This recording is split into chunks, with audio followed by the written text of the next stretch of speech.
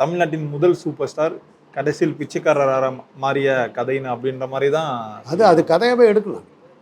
அதை இங்கேன்னு இல்லை, நீங்கள் ஆஸ்கார்னு ஒரு இங்கிலீஷ் படம் இருக்குது, அதை நீங்கள் வாங்கி பாருங்கள்.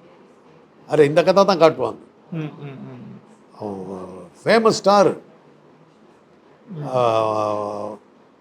அவனுடைய நடிப்புக்கு இணையே கிடையாதுங்கிற அளவுக்கு இதாவது நல்லா வளர்ந்துக்கிட்டு வர்றான்.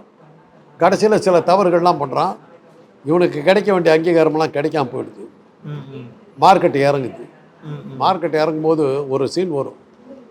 ஒரு ஹோட்டலில் போய் சாப்பிட்டுக்கிட்டு இருப்பான், பெரிய 5 ஸ்டார் ஹோட்டல். அப்போ ரெஸ்ட் ரூம் போகிறான். ரெஸ்ட் ரூம் போனாக்கா திரும்பி பார்க்குறான், அந்த ரெஸ்ட் ரூமை கழுவிக்கிட்டு இருக்கிறதுக்கு ரொம்ப தெரிஞ்சவனாக இருக்கான். உன்னை நான் பார்த்துருக்கேனாங்கிறான். முன்னாடி இருந்தடா சூப்பர் ஸ்டாரு, அவன் தாண்டா நானுங்க. அந்த ஸ்டாரா நீ அப்படிங்கிறான். அவன் தான். ஏன் இப்படி ஆகிப்பட்டார்?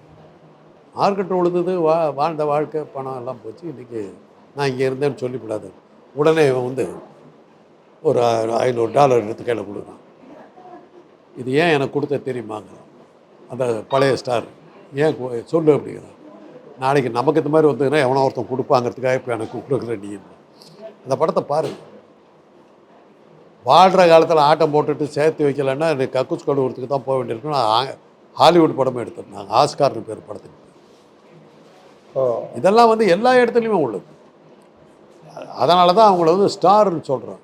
இரவில் மட்டுமே ஜொலிப்பார்கள், பகல சூரிய வெளிச்சம் வந்தோன்னா காணாமல் போயிடும். அவ்வளோதான். மறுநாள் இது வரும்போது அந்த நட்சத்திரங்கள் இருக்கா, வேறு நட்சத்திரங்கள் தெரியும்.